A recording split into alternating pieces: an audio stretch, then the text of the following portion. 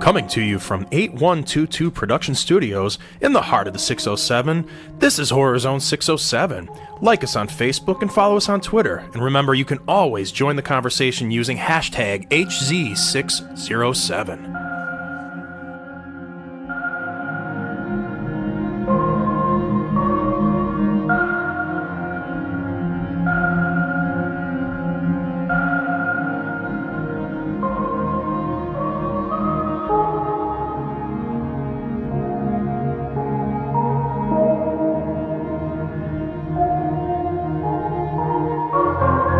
Welcome to Horror Zone 607, the podcast where we talk all things horror and bring you the week's biggest horror movie news. I am your host, Mike C., back in the studio once again, and with me each and every week is a good friend of mine. You know him, you love him. He's part Eddie Guerrero, he's part Eddie Munster, and he's a whole lot of Eddie money. Say hello to Rich. So 2 dead people and 1 person who has terminal cancer. Sure. Wow. Yeah. You're not showing much faith in me. Yeah. Although I love all 3. Yeah. That's not a shot at it. I'm a big Eddie Guerrero fan. I love Eddie Munster. And then, of course, Eddie Money, 2 tickets to paradise, brother. Yeah. That's what we got right now in this podcast. Absolutely. 2 tickets to paradise. Absolutely. We're working hard for that money. Yeah, we are. Yeah. So, yes. No, I'm doing great, though. Thank you, Mike. Yeah, thanks for being here. I was surprised that you made it this week. I was. We never know if you're going to be here. We never know. I'm always here, Mike. If you haven't missed a show yet, I've missed more. If I was going to say, if I wasn't here, we couldn't record the show. That's true. I'm the one that records and produces the show. Yes. Yeah. Which is why that's where the part Eddie Munster comes in somewhere. The hardest working producer. I don't think he's either of those. But. Yes, I'm part travel agent, part wrestler, part child horror star. Yes. Okay, I'm with it. He may be alive. I don't know if he is or not. I'm not sure. I think he's still around. For some reason, I thought he passed away, but if he didn't, I'm sorry, Eddie Munster. Yeah. I don't even remember your real name. I think his name is Butch something. It is Butch something. I can't remember what it was, though. That's okay. He's always Eddie Munster to me. I think it's time to thank the fans for listening and then dive into the news. Yeah. Good enough. We'll dive right in because we thank you guys every week and we're happy that you're listening. So you don't want to hear us talk anymore about this mumbo jumbo. Yeah, I don't think they want to hear us talk about Eddie Money, Eddie Munster, Eddie anybody. Eddie Murphy. Yeah. Who just, nightmare enough, he just signed like a $70 million deal to do a Netflix stand-up special. Yes. You seen that? Yeah. I did. I can't wait to see it, though. It'd be good. It's been a while. I was a big Eddie Murphy Raw and Delirious fan. That is not horror, by the way, but no. it could end up horror because let's be honest, he hasn't done stand-up since the 80s. Yeah. So this could be a nightmare scenario, but at least he made out with $72 million. Yes. So he's happy. Bonuses. He's happy. We're happy. You guys are happy. My big question here that will tie it into the show is when will he be producing or directing or writing a horror movie? Because that seems what comedians are doing these days. I know. I was thinking about that. That would make a good... Because think about it. We have Jordan Peele has done it. Yeah. We have Chris Rock currently doing it. If you're listening, Eddie Murphy, which you're probably not, And of course, you have your personal favorite person that is the comedian who has written a movie. Halloween 2018. Crystal Reed? No. Halloween 2018. Oh, it's not Crystal Reed. Yeah, your favorite. No, I know who you're talking about. I'm just dodging it. I know. You just don't want to mention I don't want to say the name. Okay. I won't make you do it. I don't like him. But we know. Yeah, we do. At least we know. Well... we're going to be talking about Halloween in a minute, exactly. But there's bigger news. And we're going to be talking more about it later on in the show as well. But there was a tiny little movie. We mentioned this last week. There was a little tiny independent film, no special effects, no anything, hardly any budget. It was starring some up and coming actors. Yeah, some up and coming people you may or may not have heard of. I had never heard of any of them. James Macca something or other. Yeah, Bill Hader. Heater? Something like that. Anyways, there was this tiny little film that came out called It Chapter 2.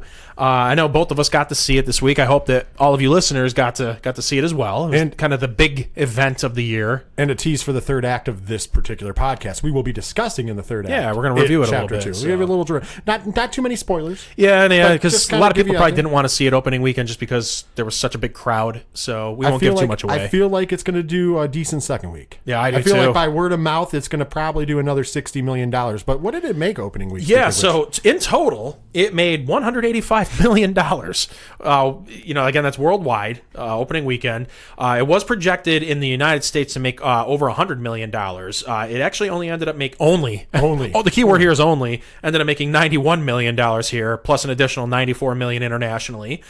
This would make it the second biggest opening weekend ever for a horror movie. Of course, behind It Chapter 1. It Chapter 1 was number one, which made $123 million in opening weekend here. I do want to point this out. I went to see it on Sunday morning, 11 a.m. Good time. And the theater, it was one of the big theaters at Regal Cinemas here in Binghamton, New York, which we live in it's a small city. It's probably the one that I was in. Yeah, it's a small city. Theater 5, I don't know if you're in Theater 5. So Theater 5 is a big theater. And it was 3/4 of the way full at 11 o'clock in the morning to see It Chapter 2. A 3-hour movie at 11 a.m., 3/4 of the way full. And that's usually when I go to see a movie because it's cheaper and there's nobody there. Exactly. If I have to go alone. And I went with my friend Tony, and we both were sitting there, and literally we were shocked when there was a line to concessions. Like, we waited in line for concessions for 20 minutes. I shit you not. Yeah. And then we were in the movie theater looking around going, oh, that's why we were in line for 20 minutes. Because maybe some people were there for other movies. No, they were just all that there movie. for it. Yeah. Well, obviously it did pretty well. I would say it was a success. Due to the massive success, there is some chatter that Andy Muschietti and Bill Skarsgård, they actually doing a little bit of talk, a little bit of chatter, that they may eventually team up again to make a prequel. There's a lot of material there. I mean, this thing's been around every 27 years for millions of years. But then we get away from the source subject, really. I mean, in the book, there's brief mentions of like other times that he's come around, but there's nothing in depth. You're not dealing with a losers club anymore. I believe that group is the reason why this movie was so successful. Absolutely. Those kids acted their ass off in It Chapter 1, and then the adults did a great job of portraying the children. We'll talk about this later. I mean, I shouldn't go deep into the review right now, but I think that's part of the thing there. The people really related to... There was a character you could relate to no matter who. And if you go to a prequel now, and all the thing you're carrying over is Pennywise. Right. And then you already know how that movie's going to end. Right. So, I mean, that's a little challenging. What I'm more excited about is something else he says he's going to do. Now, mind you, it's rumor until it happens. But he has stated to in an interview with Sci-Fi Wire, and I'm talking about Andy Muschietti, of course, the director, and he has said that he is going to be putting out a supercut of It Chapter 1 and It Chapter 2, which will put both the movies together.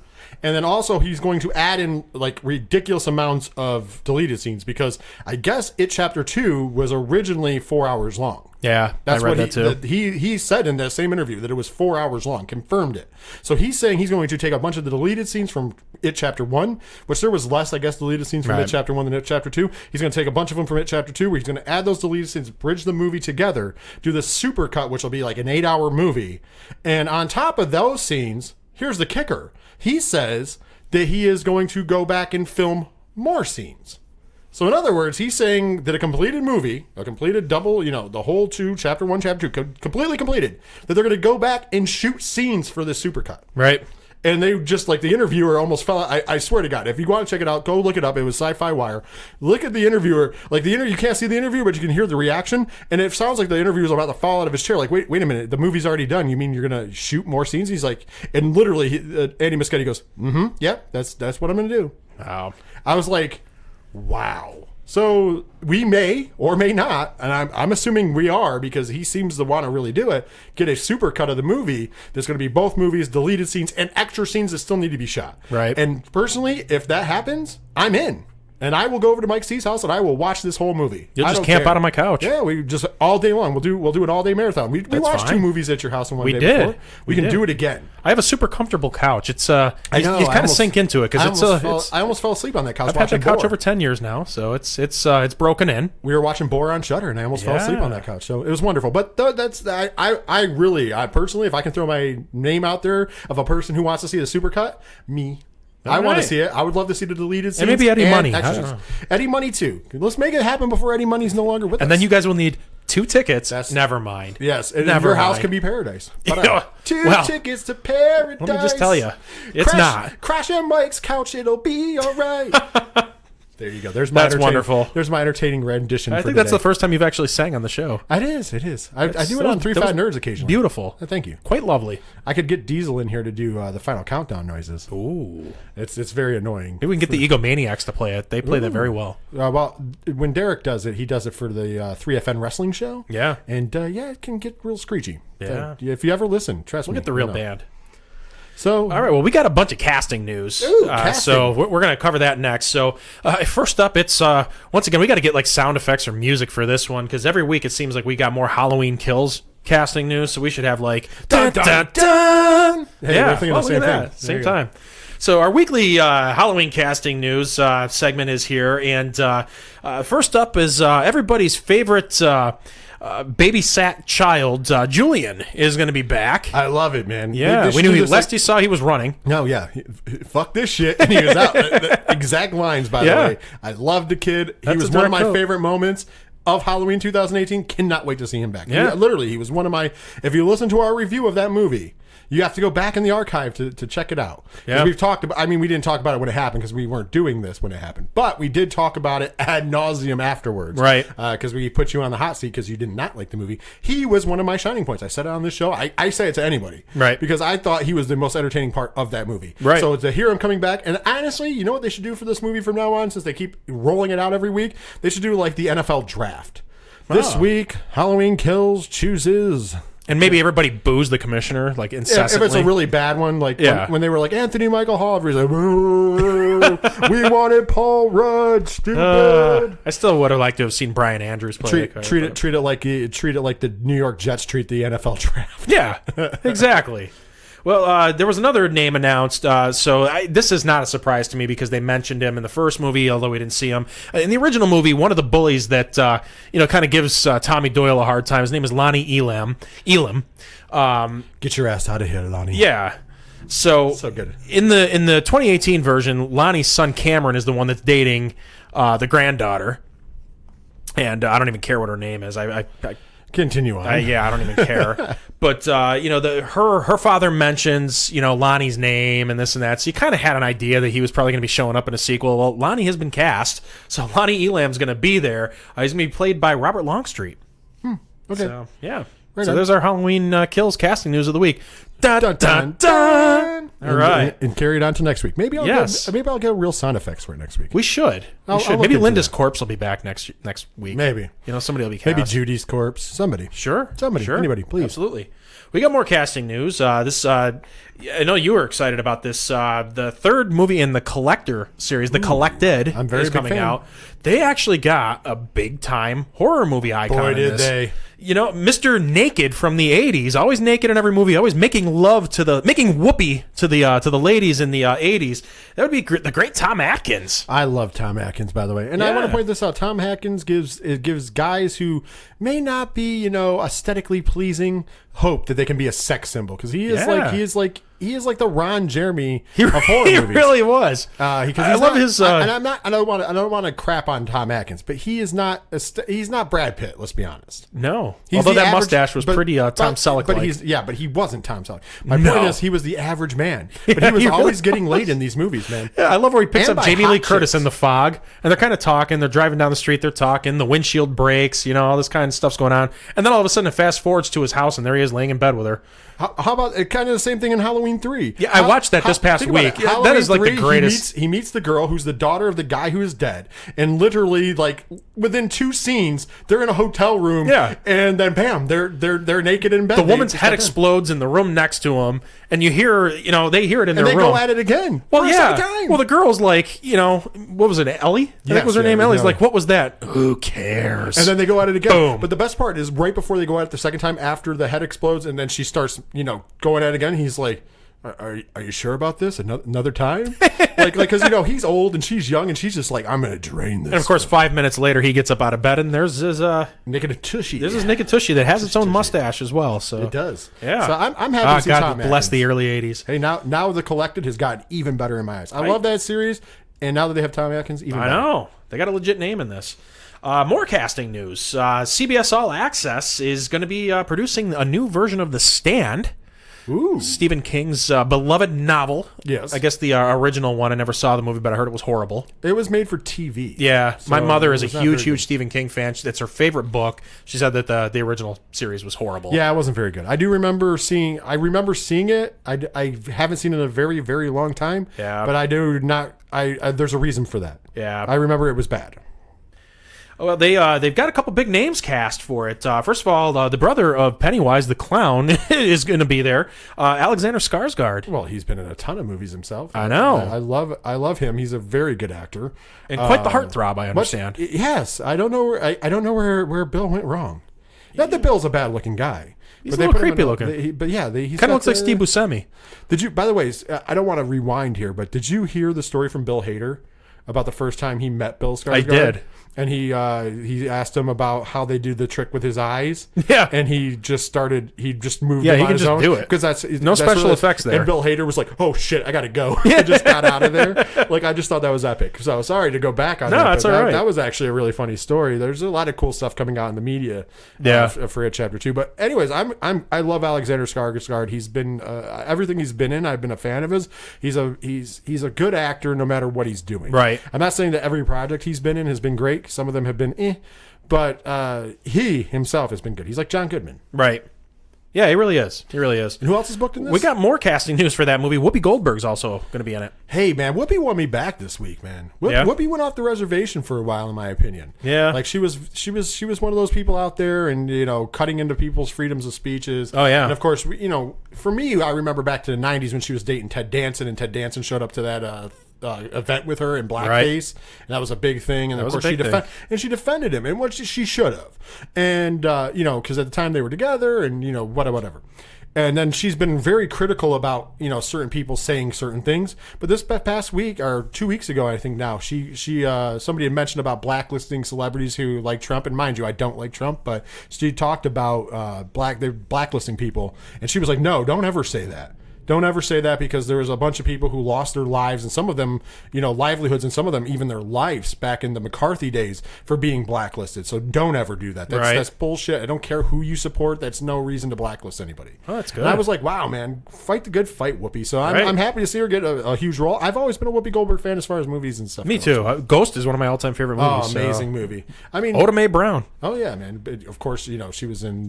She had a little bit. She had gas. That's all it was. It was gas. She's been in everything though. She really has. Jumpin' Jack Flash. Jumpin' Jack Flash is one of my personal favorites. Absolutely. But in the 80s and 90s, she was really in tons of stuff. Oh yeah. She was in what was that movie there that had all the women together? I believe that would be The Lion King. No. Remember Drew Barrymore was in it? Oh, Boys on the Side. Yes, thank you. That was a good movie. Actually, believe it or not, that was a very good movie. I thought for sure you meant The Lion King. No. She was in that too. She was in she was one of the hyenas. She was a voice. Oh, come on. Yeah, she was. She really? Is that a fact? Yeah, she was one of the hyenas. That's amazing then. Yeah. She was, she's been in a ton. Gotta love Whoopi. So I'm glad that she's back, fighting the good fight. And on top of that, she's getting cast in a movie that looks like a pretty good movie. Yeah. Well, we're going to find out. More casting news. Terrifier 2 is starting its casting. Lauren Lavera has been cast as the female lead. Who's got two thumbs and is going to be meeting a bunch of people involved with Terrifier. Actually, coming up on the 18th, 19th, and 20th in Rochester, both of New York. Us.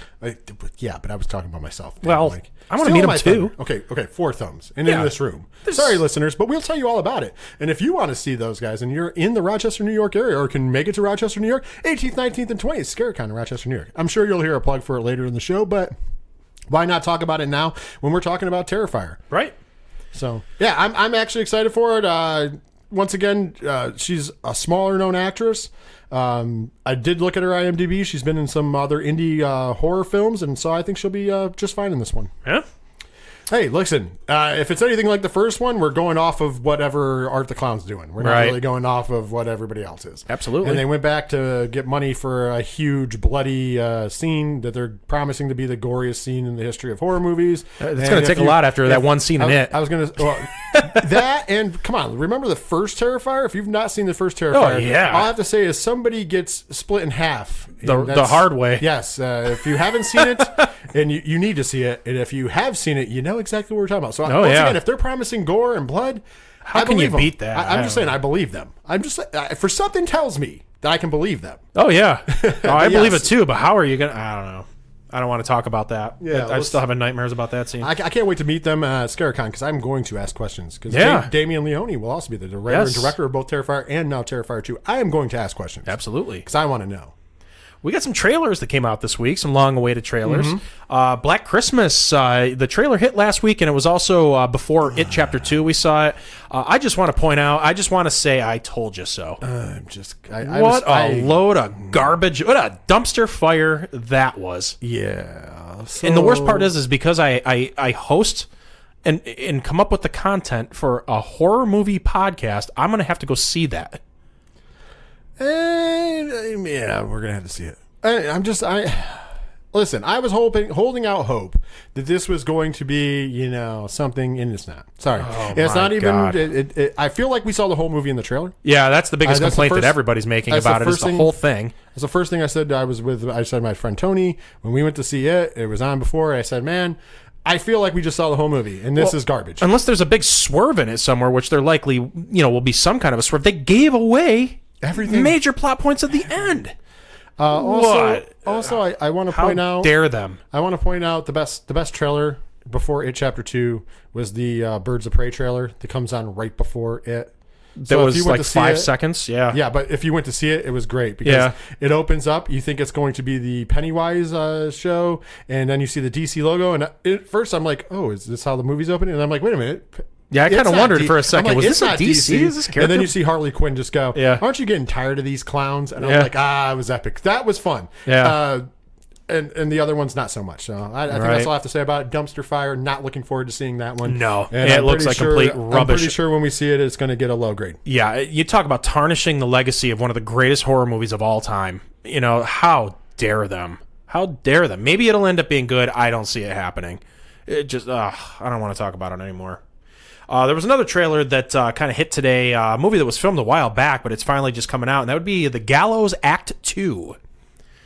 I was a fan of the first Gallows movie. Me too. The trailer, I mean, I don't want to be super unfair to this movie. The trailer didn't do it for me, but I don't feel like the trailer gave the whole movie away. So that means this movie it was just like a scene trailer. Right. So that means the movie could still actually be decent.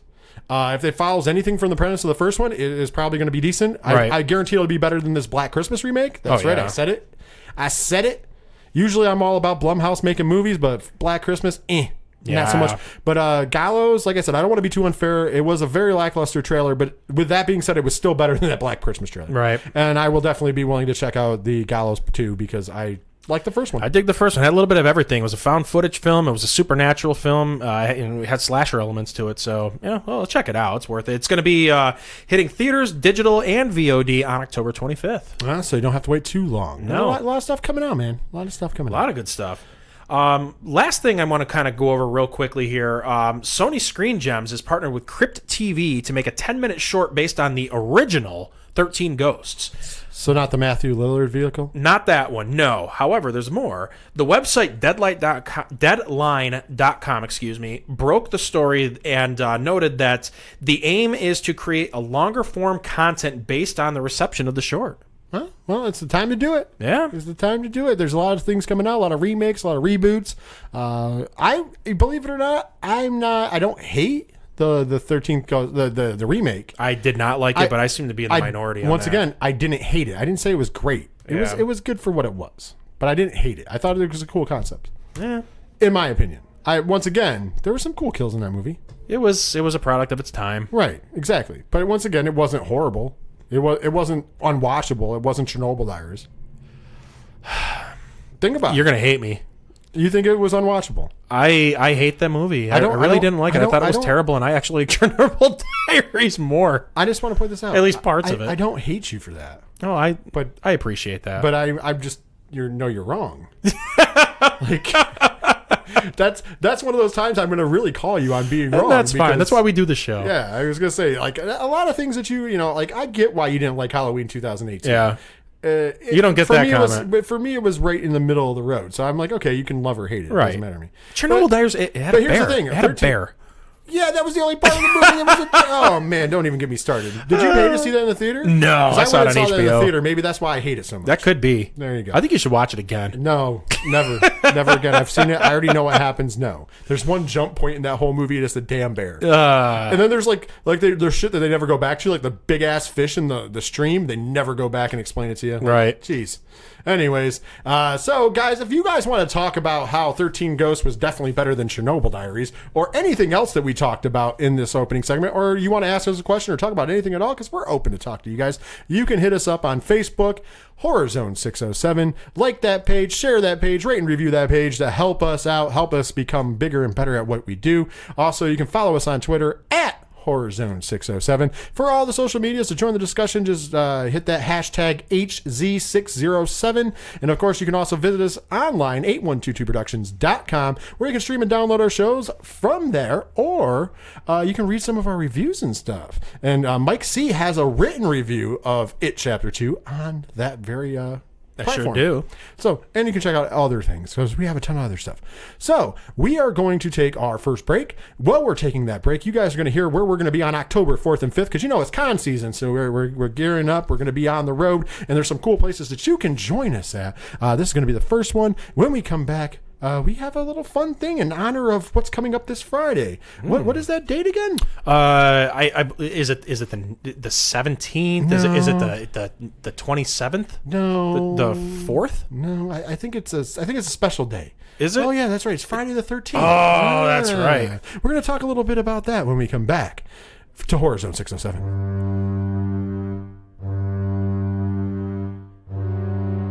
October 4th and 5th in Oneonta, New York, at the Oneonta Foothills Performing Arts Center, we present Sci-Fi Horror Fest 2019. This year, we have celebrity guests from Children of the Corn, Courtney Gaines, from Night of the Creeps, Jill Whitlow, and from Ghost Hunters, the paranormal heartthrob himself, Dustin Pari. Also, we'll have other guests and vendors, and so much more. You can get all your ticket information at sci-fi-horrorfest.com. It is $10 for the weekend, $6 for one day. And we hope to see you in Oneonta on October 4th and 5th for Sci-Fi Horror Fest.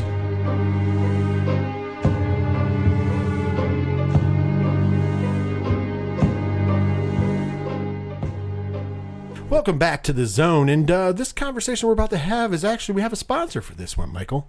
That sponsor, We do? Yeah, that sponsor is the Podcoin app. Do you know what the Podcoin app is, Mike? I've heard something about this from you. Well, yes, and if you don't know what the Podcoin app is, it's simple. You guys listen to podcasts, obviously, because you're listening to us, and I'm sure you listen to other podcasts as well. And you know what you can do? You can download the Podcoin app from the Google Play App Store or the Apple's App Store, and you can go ahead, ready for this, and download all the podcasts you listen to now.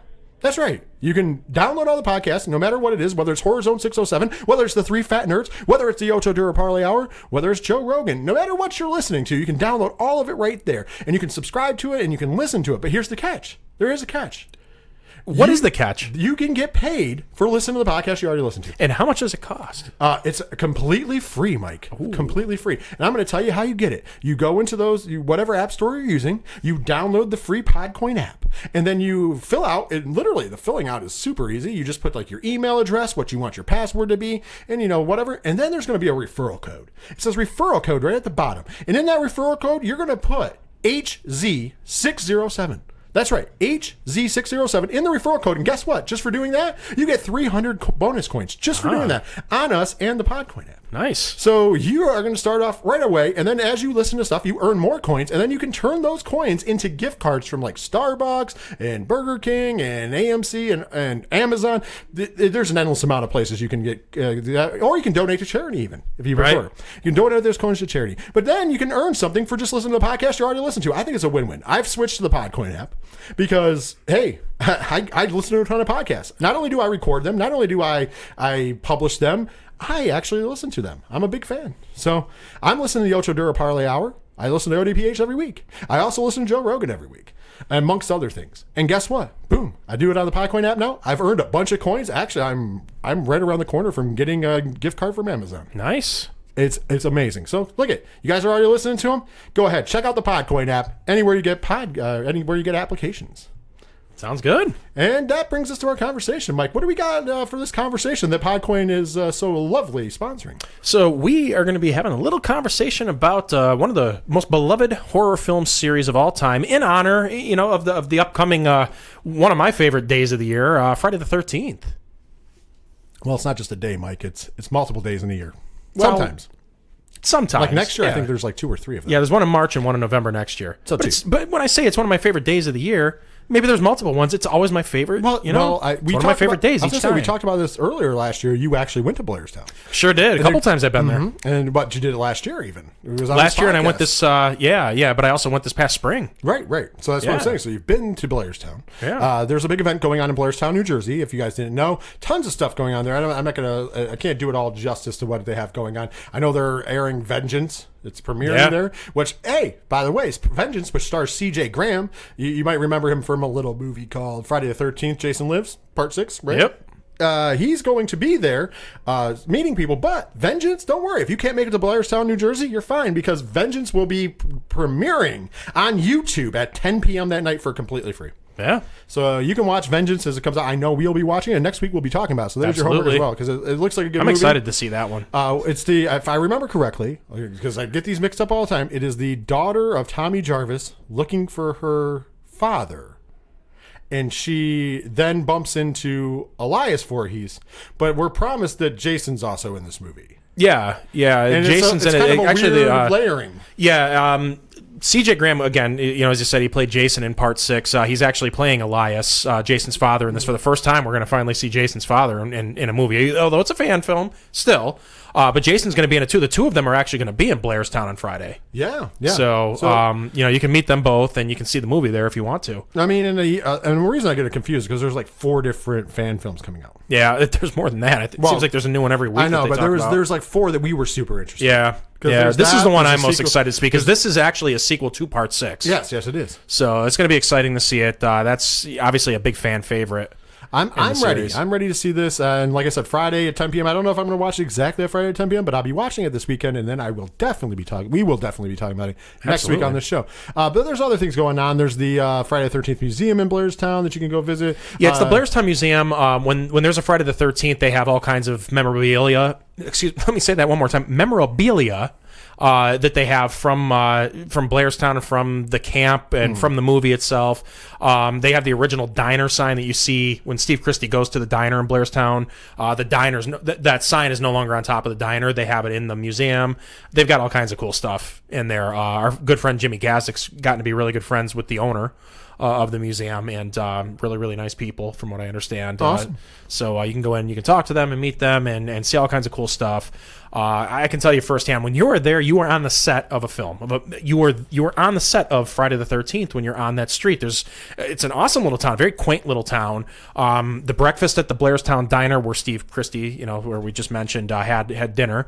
You can go in there. I had breakfast in there. I sat right where he did. It was really cool. It looks a little different, but it's basically the same. They've renovated it over the last 40 years, but you walk the streets where the museum is. It's where Annie's walking in the opening scene of the movie. You can see the little bridge that she walks across. I mean, everything is right there.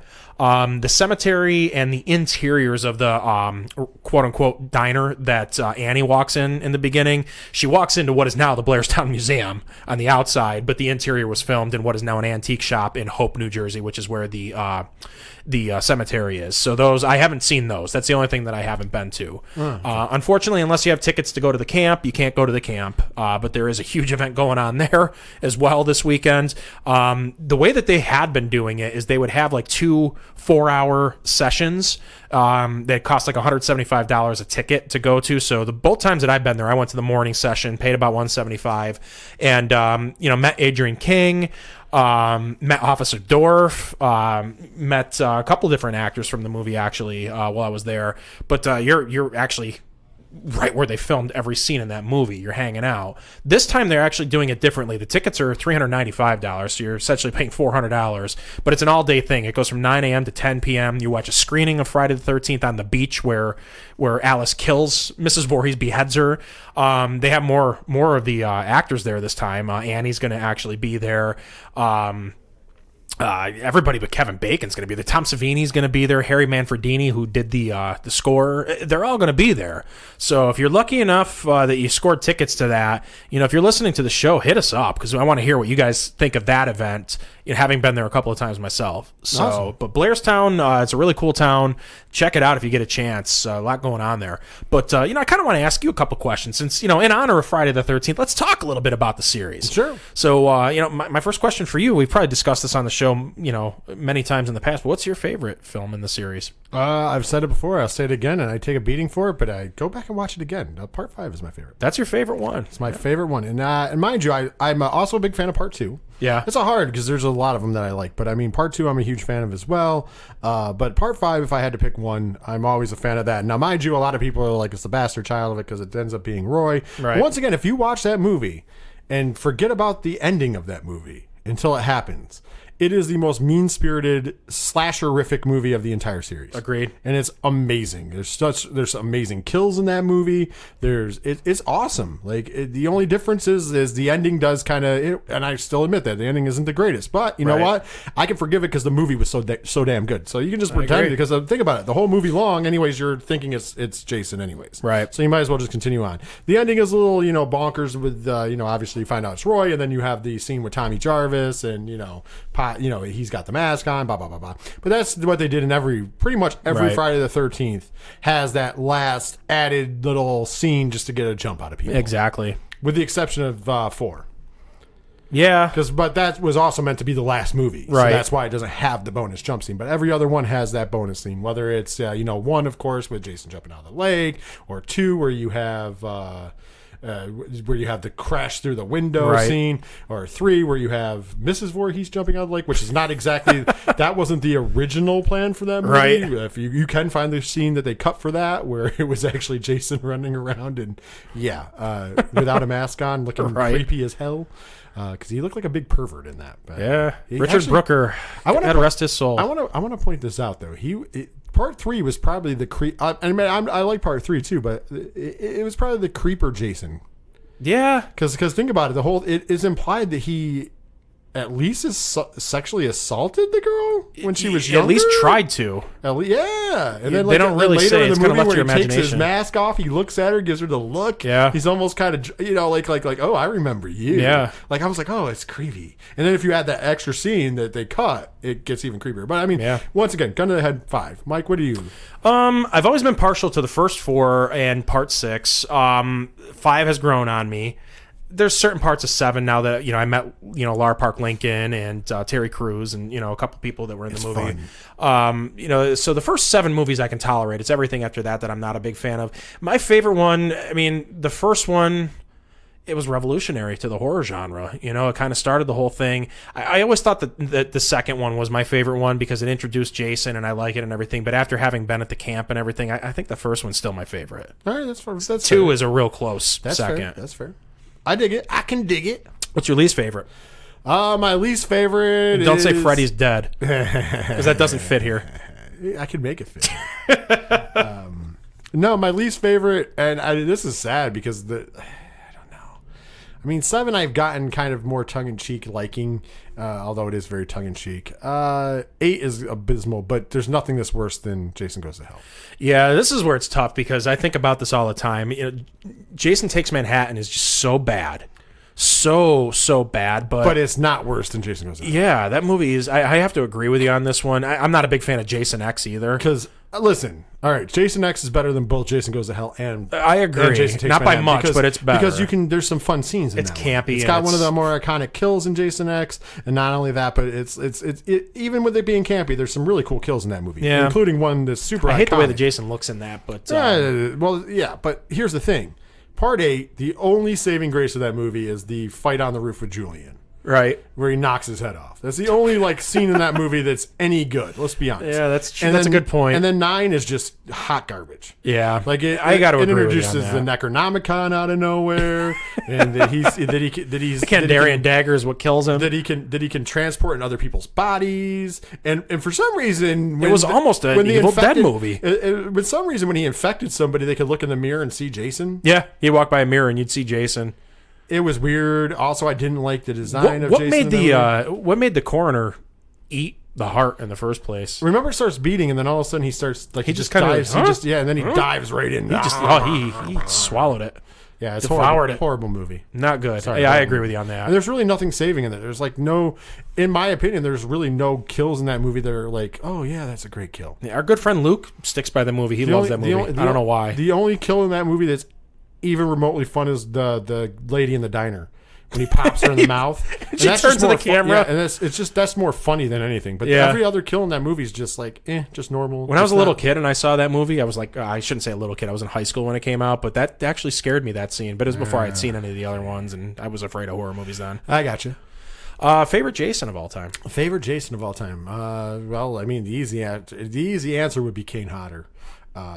Because I just like what he added to the character. Now, mind you, he's in some of the shittier movies. I just want to throw that out there. But he did bring something to the character. The mannerisms that we've come to know and love. I mean, he kind of adapted a lot to Jason, if you will. And also, you got to give it up for him for Part 7. The guy put his body on the line in Part 7. He did. Literally has. He really did from that. But everybody says Kane Hodder. That's when you say Jason Voorhees, you think Kane Hodder. They're synonymous with each other. But as you and I both know, there was a lot of other people that did play the role.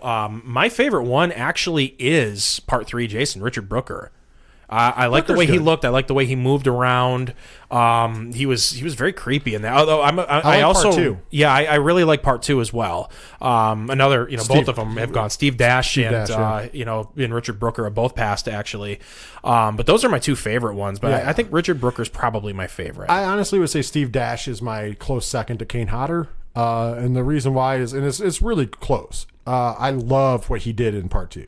Yeah, I like the way he moves around, and I like how he's very human in that one. I love, like we've talked about this before, I love the scene where he's standing on the chair. Oh, yeah. And then he just falls. Yeah. And it's funny to think about it, but it brings a human quality to Jason, and I love that part of the movie. Like I said, the things that I liked about Kane Hodder is that he was very physical as Jason. He didn't, a lot of the other Jasons I don't think took as much philosophy from people as Kane Hodder did. No, and that's especially true. Bumping around like he did in 7. But I mean, even in 8, he plays a very, and he made it famous for the character to turn his head before he moved his body. Yeah. And I thought that was something, I really actually dug it. I never liked how all of a sudden, what's he been doing underwater? Has he been doing push-ups in the water? All of a sudden he's shorter, he's stockier, he's more muscular.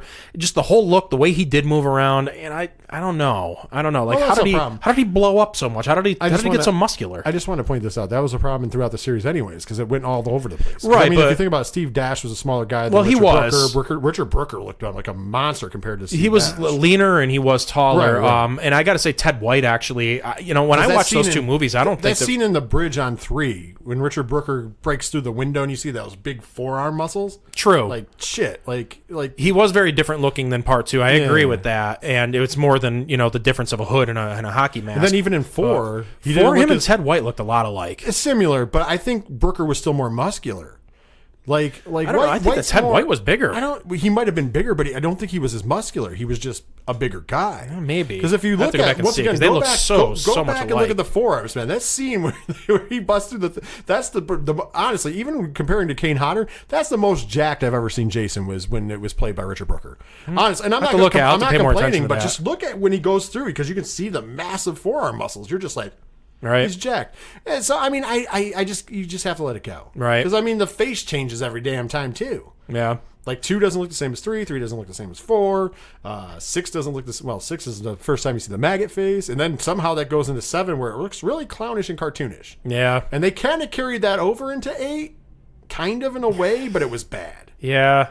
I want to know how he got the exact. How did the kid in 8 in the opening scene in the little boat? How did he happen to have Jason's mask with the little hatchet mark in it and this and that? Because he was a connoisseur. Especially when that mask got ripped in half. He was a connoisseur. Yeah, he must have been. Maybe they were selling replicas at that point. Possibly. All right. Well, one thing I can tell you, Friday the 13th is coming up in a couple of days. We forgot one popular one. Yeah. There's 2 questions I want to ask you before we call it. Okay. I mean, I understand we're going a little long on it, but bear with me. Okay. Favorite kill. Favorite kill. We're talking about a slasher movie. We have to talk about favorite kill. Yeah. Let me think about this for Okay, a I'll second. give you mine, because mine's easy. Mine's in Part 2. Okay. And I've said it before, and I'll say it again. The wheelchair kill.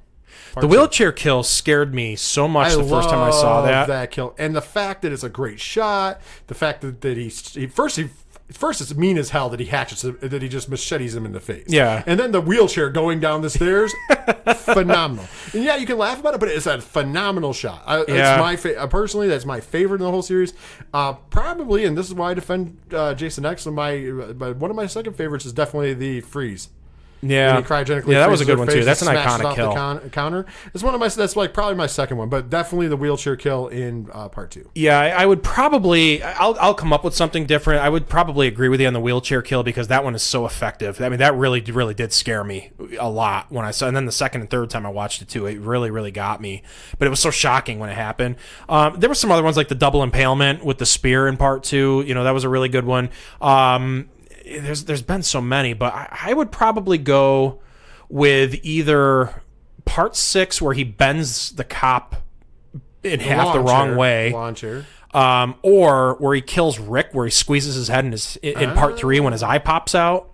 That one, one of those two. The only reason I detract for the eye popping out is because they did that cheesy 3D effect. Yeah, and that's what it was for. But still, it was. But something about it was still cool. It was cool. Still cool to see. But those two, I'll go with those. I'll answer it twice. Both of those. And what is your favorite Survivor girl? Favorite Survivor girl? I'm gonna say Ginny in part 2. Jenny in part 2. I thought you would say that. Yeah, you've said it before. Yeah. I'm going part 7. Really? Mm-hmm. I for some reason, even though it's campy, I do love the Carrie meets Jason battle, and she's a badass. Yeah, I think she did that well, and she's different than any of the other ones because she was definitely different. She actually kicks the and she was sweet shit out of him. Yeah, when we met them last year up at Scaricon, she was actually talking to a whole bunch of people, and she kind of noticed that I was like kind of walking back and forth a few times, hoping I'd get to meet her. And she kind of like looked at me and she goes, "Hi." She goes, "What's your name?" I was like, "My name is Mike." She goes, "I'm Lar. It's so nice to meet you." And I kind of talked to her for a minute. That's cool. Moved on, but she could tell I wanted to meet her, and she kind of walked away from all the people that were kind of hogging it and came up and introduced herself to me. That's awesome. She was the only one that actually walked. Well, no, Jason Lively did too. Well, Jason Lively walks up to everybody because he's amazing. He walks with Elias. I can't wait to see him. Speaking of that, it was a good segment, Mike. Yeah. Friday the 13th. I hope you guys watch some Friday the 13th movies. If you want to watch they're one. actually playing the I think 1 through 6 or 1 through 7 on AMC marathon all day long on AMC this Friday. And then if you have time and you want to see it right when it comes out, 10 p.m. on YouTube, just type in Vengeance. The unofficial sequel to Halloween. It's an unofficial fan film, but Friday it looks the 13th, good. Part 6. CJ Graham is back. He is not playing Jason, but he is playing Elias for it. It looks really good. I can't wait to see that one. We will definitely be talking about that next week on the show.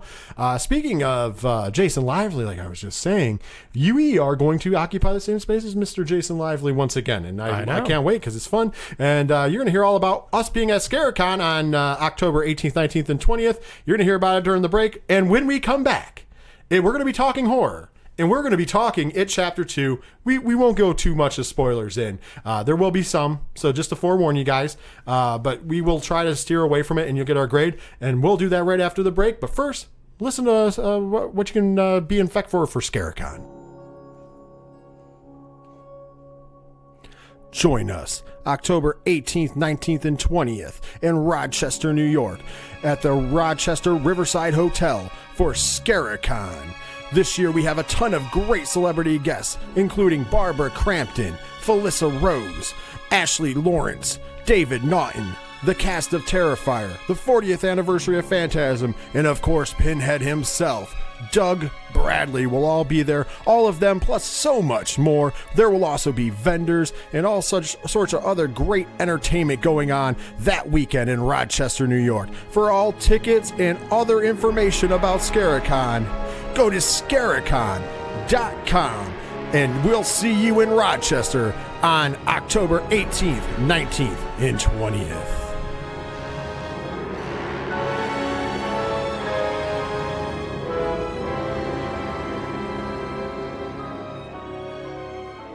Welcome back to The Zone, and it's time to talk horror. And as you know, there was that little movie we keep telling you about that made $91 million. Very small movie. Yeah. Well, it made $91 million, of course. The cat's out of the bag. It's It Chapter 2, the much-awaited sequel to the 2017 It Chapter 1. Well, technically it was just called It.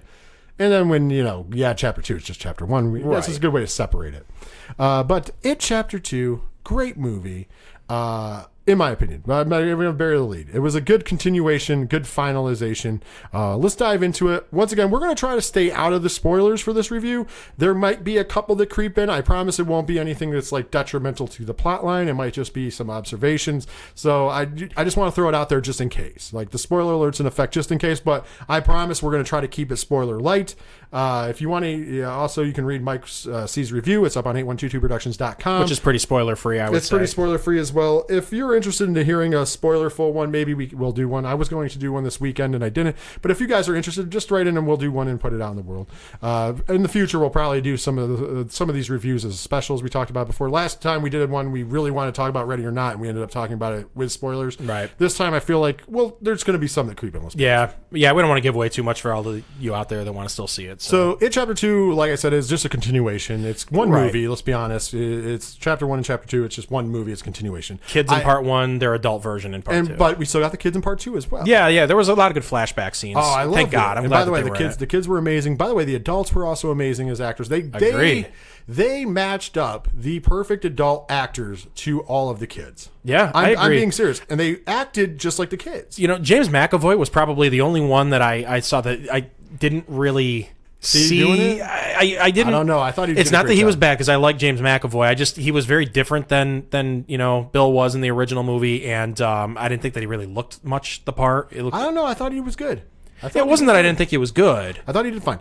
I'm really, honestly, I thought he did really good. Yeah, one thing I will say real quick before you go on to make the point you're about to make here, I like that, he was the biggest star probably in the movie because he's really got a lot of star power right now. Jessica Chastain. Yeah, I really thought they were going to shove him down our throats, and they didn't. He got just as much screen time as the rest of them, which I liked. The only character, and it wasn't because of acting, because the acting was good. The only character I was disappointed in was Mike Hanlon.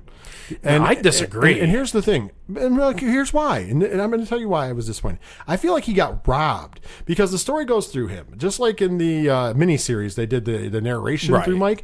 Well, they didn't do narration, but he's the key to everything and where it's going. But I feel like they forgot or they cut or whatever all the cool stuff out. Like we get to a point where, and like I said, this isn't really a spoiler. We get to a point where they have to find all their tokens. We never get to see him. Like, everybody has a cool scene where it's solo. You find out what happened when the Losers Club broke up, and that's what their tokens are related to. And you find this out, and it's really cool. And, like, there's some really cool scenes out of that, let's be honest. The Richie one is a great, and a lot of people complained about how the movie dragged in those parts. I loved those parts. They were my favorite parts of the movie. And I feel like Mike got robbed because we never get to, like, everybody comes back, and all of a sudden he's like, oh, I got this rock. Right. Like honestly, like I'm sorry. Was like it was a disservice because I thought he did a great job acting. I just think that I wish that he would have gotten some of his own shine as far as the story went. Yeah, and what I liked about it, where I disagree with you with this, is Mike was really kind of like an afterthought in the first movie. He just he was kind of there, and you see how he becomes friends with them, but he didn't really get a lot of screen time. This one, he was their leader.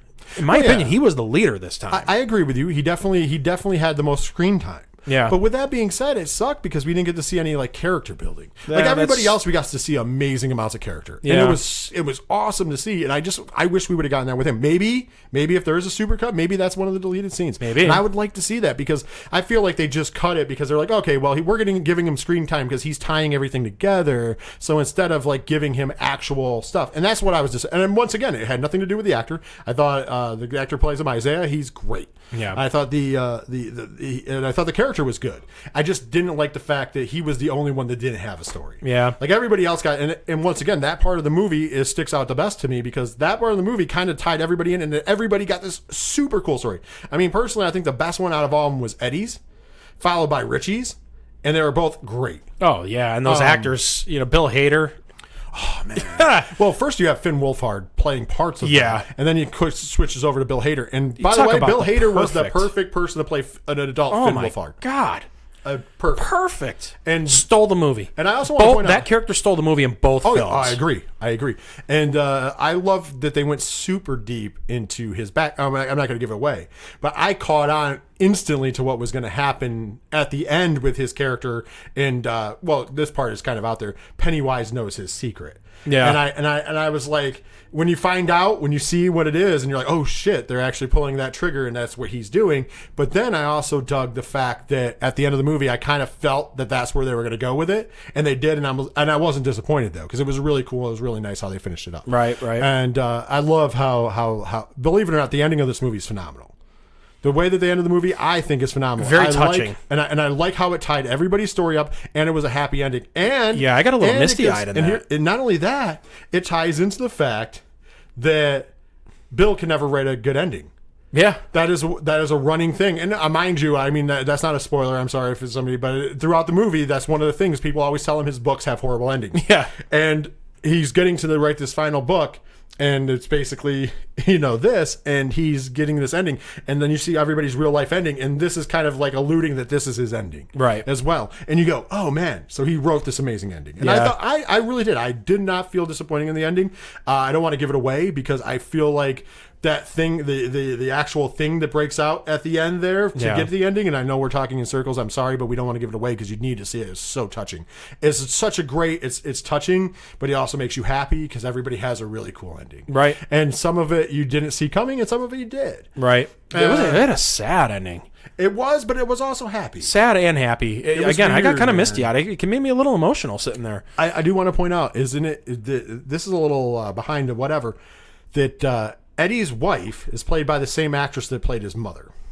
Yeah. Did you notice that? I did notice that. So and they make a couple cracks about that. Mind you, she looks different. Yeah. But in the book, it also said that his wife looked like his mother. Right. So they Andy Muschietti went one step further and was like, okay, we'll just cast the wife, make her look a little, her look a little like they had her all done up and made her look old for when she was his mother, and then they made her look probably like her normal self to be his wife. But you could tell it was like, oh man, they could be related. Right. Well, it's the same person. That was perfect. I thought that was perfect. Yeah. That was one of those. Those were the little details that they put into this movie I thought were phenomenal. Right. Now, I don't know about you, but this movie, atmosphere-wise, is still delivered. Yeah, it was a perfect complementary piece to part one. Mm-hmm. Perfect complementary piece. Yeah, they continued on. But where this movie excelled was the gore. Yeah, and they definitely had brought the gore. Jessica Chastain made a comment early on when they were filming this that there was a scene that she thinks had more blood than any other scene in the history of movies. She wasn't lying. Actually, there was a couple scenes in this movie that had amazing amounts of blood, but that particular scene definitely does have the most. Yeah. And it's also an amazing scene too. Yeah, it really was. I love that scene. But also kid violence. Yeah. If you're squeamish of kids being violated possibly by a clown, you might want to stay away from this movie because it happens multiple times. I do also want to throw out that I love the fact, I mean, obviously they embellished on it a little bit because they had to, and I think they made it more modern and to the times, and I liked that part, but they did open the movie the way the book opens. Okay.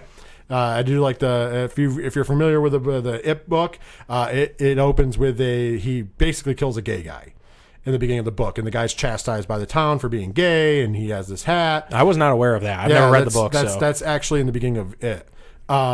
And in the movie, for chapter 2, they open with that scene. They add to it. They add to it, so it's different. So you still need to see it, and it's crazy. Yeah, it was crazy. I love the way it opens. And I thought that it was cool to have that nod to the book. There was other nods to the book. Also, I know this is going to kind of be a spoiler, and it's a little more spoiler than we talk about, but I popped hard for the Stephen King cameo. Yeah, that was actually a great scene. That was a really great scene. I won't give away the scene, but Stephen King cameo. Yeah, usually I was sitting there and I went, oh, it's Stephen King. Usually his cameos in his movies, I kind of roll my eyes at him. This one was great. This one was perfect. And he's talking to himself. Yeah. Because if you remember, when Stephen King wrote the book It, he always said that he wrote the book, the character of Bill was based on him. Right. As a writer and everything was based on Stephen King. And like I said, I don't want to go into too much detail, but he ends up talking to Bill in the movie in his cameo. So it's basically Stephen King talking to himself. Right. And it is phenomenal. I love that scene. That was a great scene. I really enjoyed that scene. So fun little scene. And this is the real spoiler alert. Sorry. He's one of the people that thinks Bill has horrible endings. Yeah. So that ties in and it's great. Right. I don't know. Once again, I came out of this movie. I do not think it was as good as the first, but Agreed. I don't think it's far off. If I go back, and I mean we weren't doing the show then. If I go back, I rated It Chapter 1 at an 8.5. Yeah. I thought the movie was phenomenal. I loved the pacing. I loved the characters. I liked everything about It Chapter 1. I wasn't far off in this movie. There was only a couple things where I was like, I wish they would have done this or that. And mind you, in deleted scenes, they may. So I gave this movie, and I'm just going to throw it out there, and I know what you gave it because I read your review, but I gave this movie an 8 because I thought it was only a half a point less. It wasn't anything that anybody in particular did. I liked the way it ended. I liked the way the movie was paced. It didn't feel like 3 hours, even though it was 3 hours long. You got a lot of stuff, but at no point to me did it feel like I was sitting there wasting my time. I will throw this out there, about an hour and a half in, so halfway through the movie, I had to go to the bathroom really bad, and I held through and held out and fought the good fight, and I made it because I didn't want to miss anything. Like I didn't want it. It was that, to me, makes it a great movie, that I didn't want to miss anything. Right. The last movie that I sat through that long that I had to go to the bathroom midway through was Avengers Endgame. And once again, I didn't go through that because that movie's amazing and hit all the points. And this movie did much the same. Right. So on, like, this was the Three Fat Nerds podcast, I've already said it to my guys. Both the first one and the second one, I would certify nerd is what our top spot is, a 5 out of 5 on that show. And in this show, we do it out of 10, and I would say it was an 8 because the other one was 8.5. This was an 8, which is amazing. It's a great. I thought it hit everything. There wasn't anything missing. So I gave it the same that I gave Ready or Not. Yeah. Well, I'll kind of talk about it a little bit. My opinion of it was too. So the original movie I did a review on that, and I kind of went back and read that. I was like, oh, what was I thinking? So I gave the first one a 7.5 out of 10. Kind of looked at it, and I was just like, I really at the time enjoyed the original miniseries, even though I knew it was flawed. And there were parts of that I thought were done better initially. And the more times I've seen the movie, and the more I've been able to digest that, I did not score that as fairly. I think it should have probably, maybe given it like an 8 or an 8.5 out of 10. The new one here was, and I'm not saying I didn't like it because I did think it was excellent. I did not think it was as good as part one. The kids were great in the first one, and I just thought that the whole flow of the first movie was a lot better. There was nothing about it that I thought that there were really any mistakes that were made.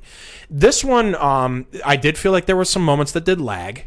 There was plot points, like said with Mike, that they kind of like forgot about him, even though he was the leader, and there was things that I wish that they would have done. There was some really horrifying scenes, like the scene with Eddie in the basement, where he was. That's so good. It was good, but there was a lot of these moments that should have been terrifying that they threw the comedy in. That it was good, it was funny, I laughed, like crazy, but could it have been more effective if they didn't go with the vomit? And the comedy on it. I laughed my head off when I saw it. I thought it was great, but, there was a lot of these things where there were these horrifying things happen, and then they turned it into comedy. I feel, here's the thing. First of all, you're dealing with a movie where the killer is the clown. Right. So, I mean, I'm just going to say that. And I mean, and it's nothing against, whatever. And I get your point. This would be my argument. If they didn't make those jokes, then this movie becomes completely mean-spirited. Yeah. Unfortunately, this movie is such on the line of such a mean-spirited movie that you have to kind of go extra on the comedy when you can, because think about it. This is a movie where, and I mean, I'm not going to spoil, like I said, but there is multiple children who die in this movie. Yeah. And it's gruesome. Like children. I'm talking like young children, which is always a tough thing to watch in a movie, no matter what movie it is. I mean, we saw Georgie in the first one and stuff, but like children, oh yeah, Georgie's age, get it in this movie. And you expect that out of it. Let's be honest. You expect that out of Pennywise completely. But if you don't add some of the extra humor to the movie, then it's lost. Right. And again, I don't have a problem with that because the humor was great. But I understand your point. And I sometimes I'd like to see like mean-spirited, i.e. Friday the 13th Part 5. Mm-hmm. But like you get to sometimes where, and then of course you can go too far in comedy, which Freddy's dead. There you go. I got it in there. I got it in there. I knew it was going to happen eventually. But once again, it still proves my point though. You can go too far because that was. There were things in this movie that reminded me of Nightmare on Elm Street. A lot of it. Oh yeah. This movie was very brooding. Like once again, I feel like. Yes, I agree with you. There was too much comedy, but I only think that existed because this movie was way more mean-spirited than the original. Right. Or Chapter 1, I should say. Yeah, and it did need it. It did need it. Because Chapter 1 had mean spirits to it, but it had a lot of comedy in it, too, with the way that they... But it wasn't as mean-spirited. Right. This movie was a mean movie. Oh, yeah. Like, if you take the comedy out of this movie, like, this movie is horrifying. Like it is, and that's what I'm saying. Would it have been a better movie if it had that? Just if it was as horrifying, it broke it up. The comedy did break it up. And again, I liked the comedy, especially Bill Hader. But would it have been even better if it was more of a horror movie? If it was a slasher film, then I would agree with you. It is not a slasher film, and that is the difference. Yeah. So, like, I mean, it sounds like a cop out, but like part 5 of Friday the 13th, which we were just talking about, I like that because it's a slasher film, and my slasher films give me bodies, give me lots of bodies, Right. give me interesting ways of killing them. That's how it is. This movie is more of it's a horror movie through and through, but it's more psychological, and the fear and everything that Pennywise stands for, and that's where you have to get into that headspace.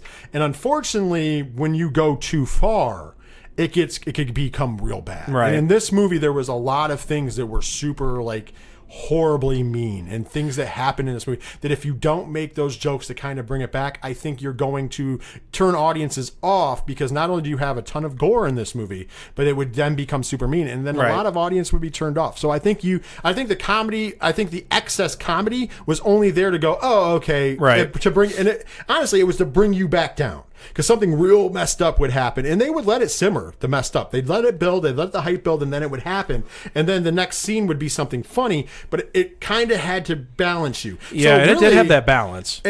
And in a way, I think that it's perfectly balanced, because think about it. It was excessively violent and gory, but it was also excessively funny. Right. So it actually balanced. Whereas the first one, it was still funny, don't get me wrong, but it wasn't as mean-spirited. Right. So the bar wasn't as high. So it only had to come up so much in the humor. Yeah. So I don't know. That's how I look at it, just me. The other things I want to, since I'll be the negative Nancy here about the thing, the Debbie Downer, so to speak, the thing I really did not like about this one is that there was a lot less of Bill Skarsgård as Pennywise the Clown. In this movie, it takes the form more of things that they are afraid of, and there was more of the other versions of the demon, so to speak, than there was Pennywise. Bill Skarsgård was so good in that role. He looked so good. He was so terrifying, and I get why they did it. I understand that, but I just would have liked to have seen more of him and less of the other versions of it. I like it. I do. I like it. However, I will also... They were terrifying. No, they were terrifying. Don't get me wrong. I kind of my take on it is kind of like the Bray Wyatt take right now. The less you see, sometimes the more terrifying. Yeah. And it was a built suspense. So when you saw him as Pennywise, you knew something bad was going to happen. True. Like real bad, like next level bad. I mean, and it didn't disappoint, because every time he was in a scene where he was doing something as Pennywise the Clown, it was even worse. It was worse. It was horrible. And it was amazing, though, because it was really good. Yeah. And I think that builds the suspense a little more. You had to one-up the Andy somewhere. I mean, I agree with you. I love Bill Skarsgård as Pennywise. I think he's phenomenal. I would like to see more of that character. That would be the only reason I would like to see a prequel, because I would assume we would see more of him. But without that, I don't know. I just thought it was nice and balanced. And yes, there was a lot of humor, but I like the callbacks too. Yeah. I mean, my favorite callback in any of these movies has been Beep Beep Richie. Right. Because we got that, of course, that was from the miniseries. Right. That then transformed into the first one, of course, where he's in the coffin thing, and then Pennywise pops up and he's like, Beep Beep Richie. And then in this movie, it's not said by Pennywise. No. But it's great. Beverly. Yeah, and it's great. It comes into the final scene, and as they're carrying up, she's just like, beep, beep, Richie. And it's just thrown in there to almost say, hey, that was what he used to terrify you. Now we're going to go kick his ass. Right. And I thought that was kind of one of those things where they used something interesting. Right. There was a lot of psychological things that they made decisions on.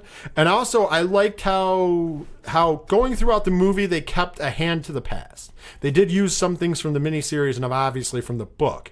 And throughout the movie, you could see that. They would go back and forth. And then they would add their own flair to them as well. Right. But it was things you were familiar with, i.e., certain characters and certain things that happened in the original miniseries happen in a way in this one. It's similar. They would expand on it. Right.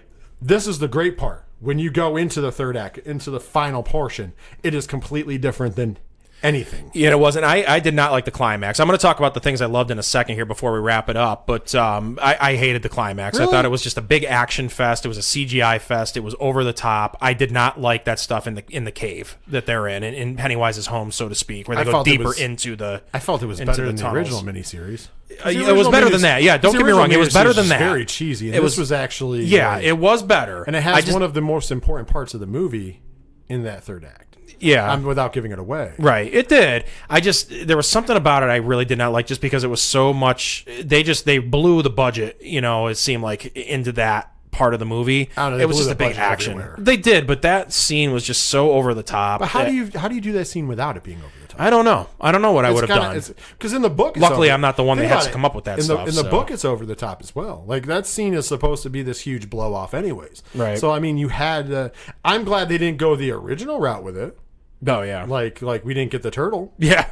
Thank God. Okay, like there's a spoiler, I guess, if you guys were looking forward to seeing the turtle, it's not happening. But I like what they did because I don't know. I personally, we'll talk. I don't want to give it away like because but I did like how they did it because then we got to see something we didn't get to see before. Right. Well, I just to kind of hit on the things that I did like, because I don't want to sound like a total negative person in this. Bill Hader, stole the movie, as I mentioned before. I don't know that the movie will get nominated for Golden Globes and Academy Awards because they tend to shun horror movies. Bill Hader deserves to be nominated for Best Supporting Actor on both of those award shows. He stole the movie. He was the best character in this movie. He was phenomenal. And I'm not the biggest Bill Hader fan. I know a lot of people dig him. I could kind of take or leave him. There's certain things I've seen him in that I like him in, like Adventureland.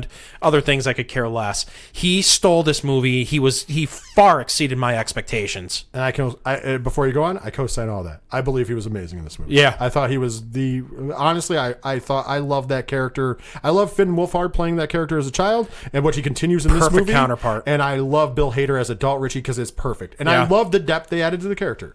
That's something they didn't do in the first miniseries, and in the book in a little bit of ways, because they obviously, Stephen King's very good at building characters. They did a little bit, but I feel like out of all because I've read the book, I've seen the miniseries, and I've seen this. And I think out of all of them, I prefer the depth of the character in this movie. Right. And the way that it's portrayed. One other thing that I want to say, another character, it's, I don't know, we can call it a spoiler, you can call it whatever you want. If you've read the book, you know that it's a plot. If you've seen the miniseries, the same thing happens here. So Stan, when they become adults and Stan gets the phone call and he finds out that, it is back, he commits suicide. And in this one, first of all, it comes back around and he explains why he did it, as opposed to the miniseries where they don't really say. But there was some really, you almost forget about the character in the miniseries. He becomes forgotten when they're adults. In this one, they almost went down that route, and then they tied it back in. And there were some very, very tender moments that when they were adults, when they were getting ready to do certain things, where they brought Stan back into it, and they talk about it. The spirit was still in the movie. It really was, and it was very heartwarming moments. The ending, again, the end of part of the ending. Oh yeah, the ending. It was something. I got chills. I became a little emotional with it. It had a wonderful, wonderful ending. I won't do it because of spoilers things, but when we get off air, I will talk to you. If you've seen the movie already, I suggest there's a few different things out there. I know one of them is CZ's World on YouTube. Check it out. There's Easter eggs. What I wanted to talk about, Mike, is in there. So if you've seen the movie, go ahead and watch that because there's a bunch of Easter eggs. There's one Easter egg in particular that deals with Stan in a way and somebody else in the movie, because I don't want to give it away. And it's like, oh, and then when I saw that, I was like, oh, wait a minute. They did foreshadow all of this in the first movie. Right. And it's really cool. But I mean, I love how the spirit stays in and how there's an importance given to characters, whether they're there or not. Right. And that's, once again, the character development portion. Right. And I thought that they did an amazing job in part one, and they continued that into part two, and the character development was great. Right. And I liked how young Ben from the original miniseries had a role. Yes, yes. In this, so it's it looks exactly the same, just an adult version of him. But I kind of like that they got him in. There was a good article on Bloody Disgusting that I posted on our Facebook page last week about that. A really good article. It's a nice read. I also like what they did with Henry Bowers. Yeah, that character I kind of was kind of. Here's the thing. I like what they did, and I'm not saying that I like it overall. It was better than the miniseries. But it was better than the miniseries. That's what I was going to say. They handled it way better in the miniseries. I did like his little portions of the world in this. Yeah, better than the miniseries because it tied in better. I especially like when he attacks Eddie. And Eddie fights him off, and he talks about his mullet. He kind of makes a wisecrack about his mullet as he's walking out of the room after he's gotten hurt and whatnot. So Eddie, that was a good character too. The bickering between him and Richie was great. That carried on between the first movie and the second movie. Oh, so good. So there was some good stuff there. Overall, when I did the review, and I'm going to stick by this review, even if I go back and I read this back in a couple of years after seeing the movie again a few times, I gave it a 7 out of 10. I think it's a fair score. I did not think it was as good as the first movie. I wish I could go back and I could update my original review and make 7.5 to maybe an 8 for the first movie, which I think is still a very good score for a horror movie. We're in the same neighborhood. I just think it was a lot better. Yeah. It's just overall, when I wrote my first review, one of the points that I made when I read this back, I couldn't believe I wrote it, was that I didn't know that 30 years down the line that this movie was going to be looked back on fondly or as something iconic. One of those movies like a Friday the 13th, like a Nightmare on Elm Street, like a Halloween, something iconic, it's going to. Oh, yeah. This movie is going to hold up very well. It is going to be a classic for a long time. And if they put out a supercut, I'm in. Oh, yeah, I'll buy it too. I'm in. So, but yeah, 7 out of 10. All right, right on. Well, that brings us to my closing real quick. Once again, if you want to tell us what you thought about It Chapter 2 or anything we talked about or just want to discuss anything with us in general, you can reach us on Facebook, Horror Zone 607. Remember to like, share, rate, review that page to help us out. Also, follow us on Twitter at Horror Zone 607 for all of social medias. Whenever talking about Horror Zone 607, use our hashtag HZ607. Also, visit 8122productions.com and read Mike C's review of It Chapter 2. It is up there. It's really good. It's under HZ607 articles. While you're there, check out everything else that we have to offer from the Three Fat Nerds and so on and so forth. Check out our sponsors that allow 8122 Productions to be in business, including Dragon Master Games, who provides us with our studio. Of course, check out friends of the show, which includes our good friends over at the ODPH, the Otodura Parlay Hour. Check those guys out. That takes you over to their website and stuff. And much, much more will be coming to 8122productions.com in the near future. This upcoming week, because we've mentioned it before, and I'm going to actually be throwing it out in the world. This upcoming week, we will be putting something on Facebook and stuff to order Horror Zone 607 shirts. Right. So if you are interested, you can reach out to us on Facebook. You can I'll give you other avenues to reach out to us, and we can definitely get those ordered and out to you because they're really cool in my opinion.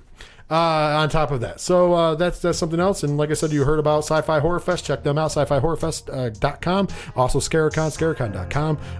They were in the things, and you can check them out. It's great. So I'm stumbling and bumbling, so that means it's the end of the show, and I'm tired.